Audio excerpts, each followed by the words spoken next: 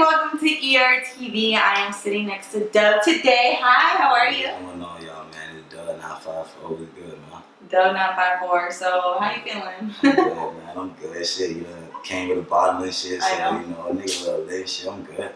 954, right? You go by Dub 954. Well, really, it's just Dub, but it's just like, I felt like, for one, on IG, Dub wasn't available, like, just Dub. Like, I wish it was, you feel me? But I don't know who this other Dub nigga is, but so I had to run with Dub 954. I had another, like, name before, but it was a group of niggas that I stopped fucking with, so I was like, I needed a different name. I didn't really know what to run with, so I was like, I'm just use the area code I was born in and like raised in, really. So Broward. Yeah, Broward. Yeah. That's where you were born and raised over there? Well, I moved to Palm Beach when I was like in like the 7th grade, so like I was mainly raised in Broward, and I moved back to Broward in the 9th grade, moved back to Palm Beach like in the 11th grade, so I've been back and forth Palm Beach, Broward, but mainly Broward really, so I say that 954, yeah.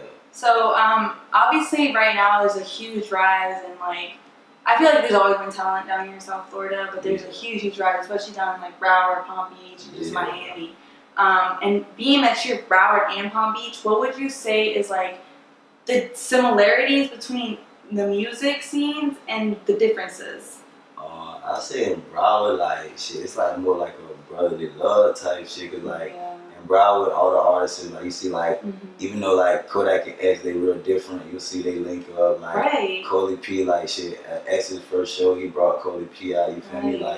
Like Broward, everybody kind of like stay together and they link. Like in Palm Beach, it ain't really the same. Like everybody kind of got big heads. Like people don't be wanting to link with each other. Like so everybody kind of got to do their own shit. You feel me? But it's great. Right. Yeah, no, that's what everybody says. Really, that's the problem. Palm Beach is, I don't even know. It's too big headed. I don't know what's going on in Palm Beach, man. I know, but okay. So, what would you say is something similar to like the both music scenes? Similar, damn.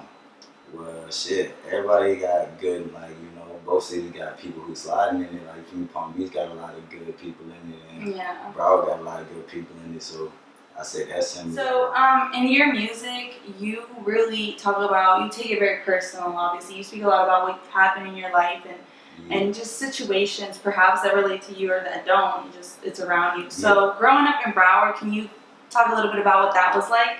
Growing up in Broward, I was born in like neighborhood like Melrose Park. It's like, it ain't too bad. Like, it's like, you know, it's like a regular kind of like project, like type neighborhood. So, just regular, like chill shit, you know, shit happens in there, but it's not nothing crazy, you know, everybody be chilling, but it wasn't exactly the best, like, you know, like, my mom and dad split when I was young, so I always stayed with my mom, and my mom was a nurse, so she was at work, like, for the most of the time, like, all day, so really growing up, like, I was just kind of on my own, you feel me, I ain't really had, like, it was just me, you feel me, I had one brother who lived with me, it was just me and him, he 1 year older than me, so we just kind of just both did our thing, but we 100% different, so we kind of both did two different things, you feel me? Oh, okay. So when did you decide you wanted to pursue music? I say I was probably like, when I ain't started doing music until I moved to Palm Beach. When I moved to Palm Beach, I lived in the neighborhood, like in like Green Acres, and then there was like these group of niggas who like would always come through the neighborhood. They ain't live there, but I guess they had a homeboy that lived there, so they would always slide through, and then I just always like would see them boys, and I wanted to be just like them. I ain't gonna lie, they had all the like foreign cars and shit like that. Like I was like, damn, bro, like, but and they so I was like, shit, bro, like that's what rapping gets you, feel me? So I basically like came up with like a whole rapping, like you feel me, one day at the crib, you feel me, and I was like, and next time I see these boys on the block, like I'm gonna ride my bike by them, and I'm gonna catch these boys' attention, you feel me, like. And so I rode by them, and when I rode by them, they actually started joking the fuck out of me, because like. I had a shirt, it had a big ass pit bull on the front because I always loved dogs since I was a kid. I loved dogs, you feel me? Like, so my shirt had a big ass pit bull on it, so it was joking on me, you feel me? Like, so like my confidence was a little down, you feel me? Like, I was like, man, y'all boy can't out rap me. They was like, man, chill, like, let me hear you spit some shit, man. So I spit for them, and they was like, damn, like, this little nigga actually sliding. Like, I was 12 at the time, so I was in middle school. They was in high school. But it was like, they just took me under their wing from there. Like, you know, we separated, cause I still talk to them all to this day, but everybody kind of did their own thing. Like, one of them still rap, one of them don't rap. Like, you feel me? Like, so really just kind of just left me to do my own thing. Really, like Right. I know I still want to be a rapper. I know I still want to. I ain't trying to be a regular nigga, and I ain't really got no choice because I got so much damn charges. I'm like, and I don't think I'm gonna ever be able to do something like a doctor or something. You feel me? So Yeah, where that's dope though that they, you know, you make that impression on them. At first they were just like, yeah, you feel me? and then you really mark that impression. Do you feel like that's you performed at certain places or for certain people? You feel like that's always like a impression people always like doubt you, and then when you start to spit, it's like yeah, like well shit. Like as far as performing, I ain't done too many performances, but yeah, like, I usually feel like people probably do doubt me because I feel like people don't really think it. Like I don't know, like everybody want to be a rapper these days, so it's like when a bitch tell you like, oh, like I want to be a rapper, like shit. When I first started rapping, I was kind of embarrassed to tell niggas I rap almost because it was like so much niggas wanted to rap and shit like that, and it almost seemed corny to me. Like damn, bro, like I'm like probably I think I was like 16, 17 when I kind of started taking it a little serious. I'm like, damn, bro, like I'm looking at niggas like Chief Keef, like me and Chief Keef got the same exact birthday, like same day, same year, like I'm looking at niggas like him. I'm like, damn, bro, like you a millionaire, and like I'm 17, I ain't even got a cosign yet, bro, like so I'm looking at it like, damn, bro, I don't even want to tell niggas I rap really, like, right. I felt like low confidence in that shit, you feel me? Right, but you know, how old are you now? 22. You're still young though. Yeah. You know, there's still like people like 52 Savage. Yeah, like that's like that. It kind of started giving me hope when I started to see like kind of like people like 21 Savage, like Moneybagg Yo, like people who kind of like and they like 24, 25, and they just starting to pop up. Like I was like, I like there's hope for yeah, even like, J. Cole, one of the biggest. Like he was yeah. way older until people really started giving him that recognition and stuff. So continue to do what you want to do, and I'm sure you know people you'll leave that impression on a lot of people soon. Yeah. Now you mentioned Chief Keef.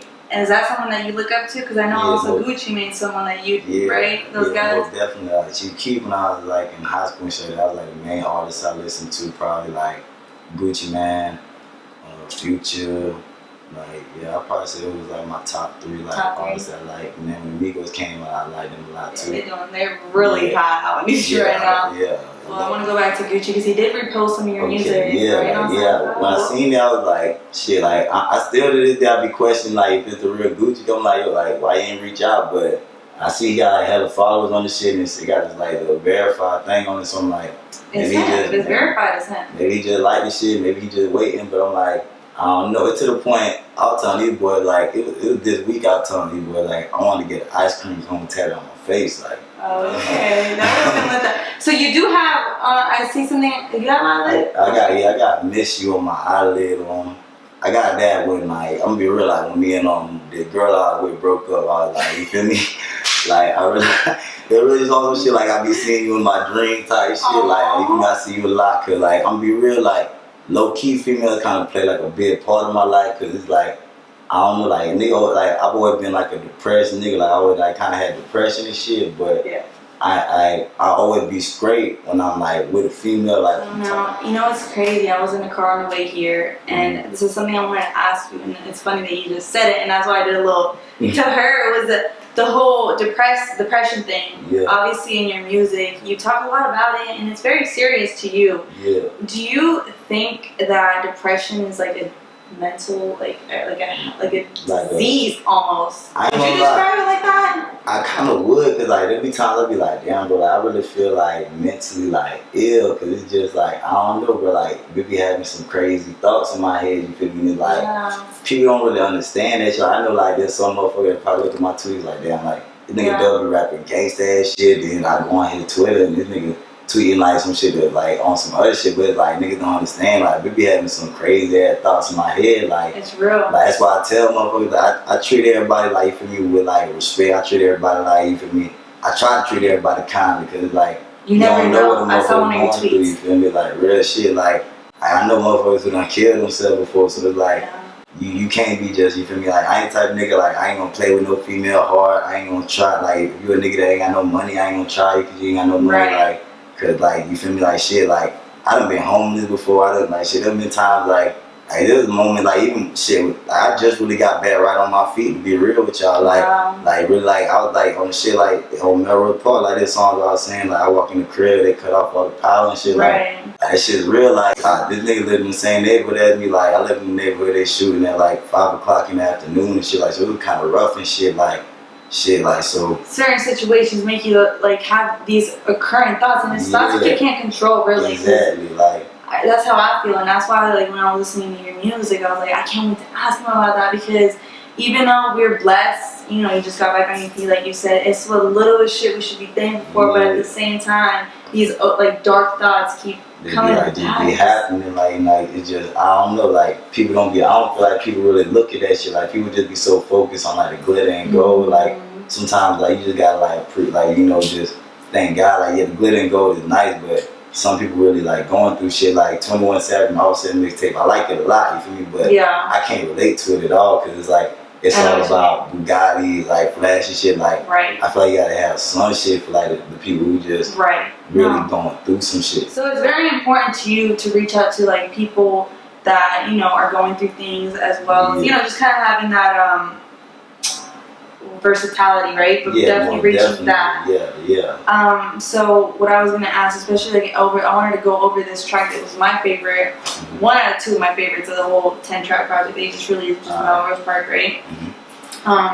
Devil trying to, what is it? Devil on My Soul. Devil on My Soul. Let's talk about that, because that really is like my favorite song, along with a lot of people told me they like that one. Yeah. So can you talk about the making of it, and like obviously what exactly inspired it and all of that good stuff with that when one? I first made the song, I had just put like a hook on it, and like to be real, like I was real questionable on it, because like I was just by the hook by itself. I was like, damn, like I don't know, like that bit's great, like.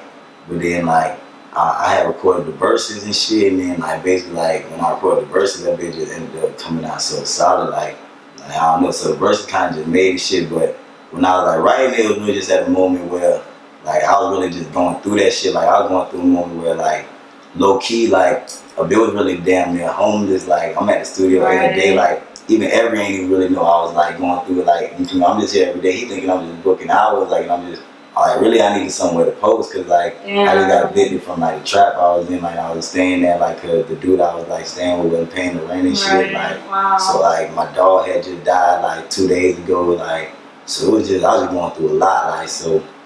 Really just, I just took it all, just wrote that bit down, you know, and just formed that bit into a track, you feel me? Like, that shit is hard. Y'all gotta check that out. I'm serious. Devil on My Soul, Melrose Park, if you check out the whole tech, Yeah, and then I love Something New, right? To be real, I was real happy when I made that one, because I ain't never really tried to make a female track before, you feel me? Like that was my first time ever trying it, and it was just like, I don't know, like, it was just, this female I want to fuck with, so I just kind of just took everything that I really think about her, and just like, I'm like, you know, she pissed me off, I was like, damn, sometimes I'm like, damn, if I done dedicated a whole track to you, feel me? Like, damn, bro, like. And a good track, and it's okay. Like,